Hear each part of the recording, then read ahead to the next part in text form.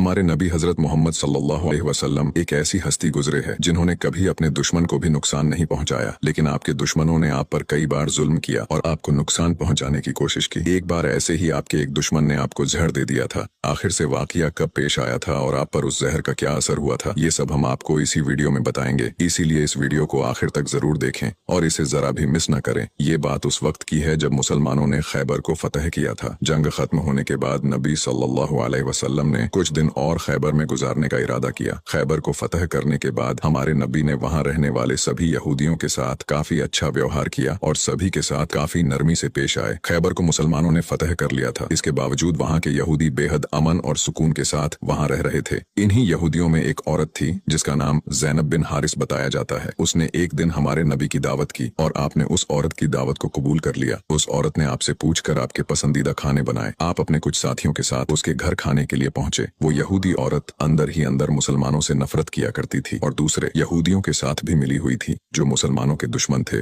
उस औरत ने खाने में पेश होने वाले बकरी के गोश्त में जहर मिला दिया था। जब जहर से भरे उस गोश्त को आपके सामने पेश किया गया और आपने खाने के लिए एक निवाला उठाया और अपने मुंह में रखा तो आप समझ गए कि इसमें जहर मिला हुआ है। आपने तुरंत अपने साथियों को खाना खाने से रोक दिया और कहा कि इसमें जहर मिला हुआ है, लेकिन अफसोस कि आपके कुछ साथी उस वक्त तक कुछ गोश्त खा चुके थे जिसकी वजह से उनकी शहादत हो गई। कहा जाता है कि जहर के बारे में हमारे नबी को उस जहर की बोटी ने ही खबरदार किया था। इस वाक़े के बाद उस औरत के साथ साथ उसके सभी साथियों से पूछताछ की गई तो उन्होंने न सिर्फ अपना गुनाह कबूल किया बल्कि ये भी कहा कि हमने आपके साथ ये इसलिए किया क्योंकि हम ये देखना चाहते थे कि आप अल्लाह के सच्चे नबी हैं या नहीं। अगर आप अल्लाह के सच्चे नबी हैं तो इस जहर का आप पर असर नहीं होगा और अगर आप अल्लाह के नबी नहीं हैं तो हमें आपसे छुटकारा मिलेगा। ये बात तो सब जानते हैं कि हमारे नबी ने कभी किसी से बदला नहीं लिया, जबकि आप पर कई बार बहुत जुल्म किया गया जिसके बारे में कोई सोच भी नहीं सकता। लेकिन जब उस जहर की वजह से आपके सहाबा की शहादत हुई थी तो कानून के मुताबिक उस औरत को भी कत्ल कर दिया गया। लेकिन कुछ रिवायतों में आता है कि उस औरत ने खुदकुशी कर ली थी। वही कुछ रिवायतों में कहा जाता है कि उस औरत को माफ कर दिया गया था। इस बारे में कई मुफस्सरीन अपनी अलग अलग राय रखते हैं। एक हदीस में हजरत आयशा फरमाती है कि जब नबी सल्लल्लाहु अलैहि वसल्लम की जिंदगी के आखिरी दिन चल रहे थे और आप बीमार रहा करते थे, उस समय आप कहा करते थे कि खैबर में जो मैंने जहर से मिले हुए गोश्त का टुकड़ा खाया था उसका दर्द मैं आज भी महसूस कर सकता हूँ। ये बात कई किताबों से साबित है कि उस जहर का असर हमारे नबी के आखिरी दिनों में देखा गया था और इसी जहर के असर ने आपकी वफात में एक अहम किरदार अदा दिया था।